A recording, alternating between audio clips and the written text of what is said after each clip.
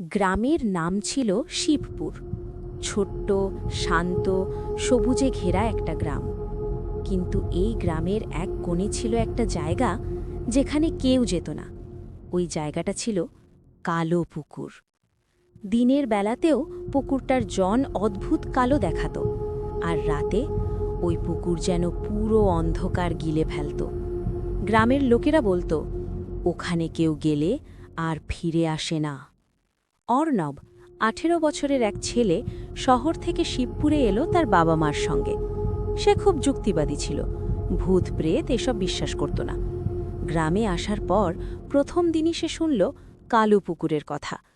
তার ঠাকুমা তাকে বললেন, ওদিকে যাস না বাবা, ওখানে অশুভ কিছু আছে। অর্ণব হেসে বলল, এসব কুসংস্কার ঠাকুমা। পরের দিন অর্ণব গ্রামের কিছু ছেলের সঙ্গে বন্ধুত্ব করল, রিজু, সমীর আর বিকাশ। ওরা সবাই অর্ণবকে সাবধান করল। রিজু বলল, দেখ, আমরা মজা করছি না, সন্ধ্যের পর ওই পুকুরের কাছে যাস না। অর্ণব বলল, তোমরা কি সত্যিই বিশ্বাস করো এসব? সমীর চুপ করে বলল, বিশ্বাস না করে উপায় নেই, আমরা দেখেছি।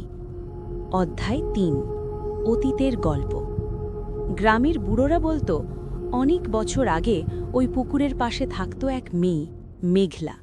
খুব সুন্দর ছিল সে, কিন্তু খুব একা। গ্রামের লোকেরা তাকে ডাইনি বলে অপবাদ দিয়েছিল। এক ঝড়ের রাতে লোকেরা তাকে তাড়িয়ে দেয়। অসহায় মেঘলা ওই পুকুরেই ঝাঁপ দেয়। তারপর থেকে পুকুরের জল কালো হয়ে যায়, আর প্রতি অমাবস্যায় ওই পুকুর থেকে কান্নার শব্দ শোনা যায়। সেই রাতে অর্ণব ঘুমোতে পারছিল না। হঠাৎ সে একটা কান্নার শব্দ শুনতে পেল, ধীরে, গভীর, ভয়ঙ্কর। আ আ অর্ণব উঠে জানালার কাছে গেল। দূরে কালো পুকুরটা দেখা যাচ্ছিল, আর পুকুরের ধারে একটা সাদা ছায়া দাঁড়িয়েছিল।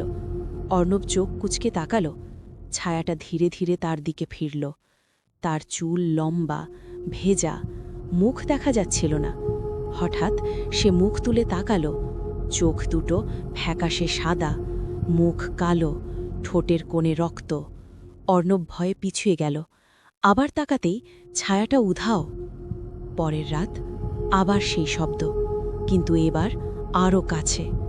অর্ণব! কেউ তার নাম ধরে ডাকছে। তার বুক কাঁপতে লাগল। কে? সে কাঁপা গলায় বলল। ঠিক তখনই তার ঘরের দরজা নিজে থেকেই খুলে গেল। দরজার বাইরে ভেজা পায়ের ছাপ, যেন কেউ জল থেকে উঠে এসেছে, আর সেই পায়ের ছাপ ধীরে ধীরে তার ঘরের ভেতরে ঢুকছে। অর্ণব পিছিয়ে গেল, তার নিঃশ্বাস আটকে গেল।